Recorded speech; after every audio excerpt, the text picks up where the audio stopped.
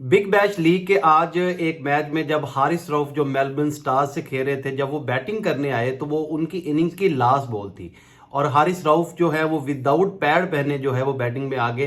तो उस टाइम से लेकर सोशल मीडिया पे बड़ी इंटरेस्टिंग इस चीज पे डिबेट हो रही है कि ये क्या विद इन लॉ है। इस पे हम बात करते हैं। सबसे पहले आप वीडियो देखें जब वो बैटिंग करने आए। I was wearing a box. He's smiling at the moment. He might not be if he hasn't. Right, gloves are on, bat in hand, helmet on. He feels as if he's got things covered. One glove on. अब जब हारिस रऊफ, क्योंकि ये last ball था, Liam Dawson जो थे वो batting पे थे और वो लास्ट बॉल वो खेल रहे थे और डैनियल सैम जो थे वो बॉलर थे। अब होता ये था कि जब लास्ट बॉल थी तो उन्होंने सिर्फ रनिंग करनी थी और अगर नो बॉल हो जाता और नो बॉल पे एक रन होता तो फिर शायद जो है वो हारिस रऊफ को जो है बॉल फेस करना पड़ता। लेकिन उन्होंने चांस लिया और वो नो बॉल नहीं हुआ और लास्ट बॉल पे जो है वो लियम डॉसन जो है वो आउट हो गए डैनियल सैम की बॉल पे। अब रूल इस पे क्या कहता है? क्रिकेट का रूल बड़ा क्लियर है इन चीजों को, इक्विपमेंट को लेके। जैसे कोई भी बैट्समैन है, अगर वो नहीं चाहता पैड पहनना तो वो ना पहने, क्योंकि ये उसकी अपनी पर्सनल सेफ्टी के लिए होता है। जैसे हम इसकी मिसाल इस तरह से है, जैसे 70s 80s की क्रिकेट में जब से क्रिकेट स्टार्ट हुई है, हेलमेट तो बहुत बाद जो है वो प्लेयर्स ने पहनना शुरू किया।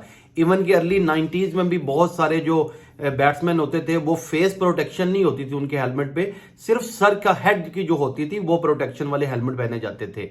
अब जैसे जैसे टाइम गुजरा, स्पेशली जब 2014 में एक बड़ा जो अफसोसनाक इंसिडेंट हुआ सिडनी में, जब एक शील्ड ट्रॉफी के ऑस्ट्रेलियन डोमेस्टिक सीजन होता है उसमें फिलिप ह्यूज को जो है वो बॉल लगा था शॉन एबिट का, तो उसके बाद उनकी जो है वो डेथ होगी उसकी वजह से, क्योंकि बॉल उनकी ऐसे जगह पे लगा जिसकी वजह से उन्हें बाद में हैमरेज हुआ और वो जो है उनकी डेथ होगी इस वजह से। तब से लेके हेलमेट की हद तक तो जो है वो आईसीसी ने जो है वो अपना अपग्रेड जरूर किया रूल को। 2017 जनवरी से ये जो नया लॉ आया था कि जो हेलमेट है उसके पीछे जो प्रोटेक्शन हम आजकल की क्रिकेट में देखते हैं ये मस्ट हो गई है।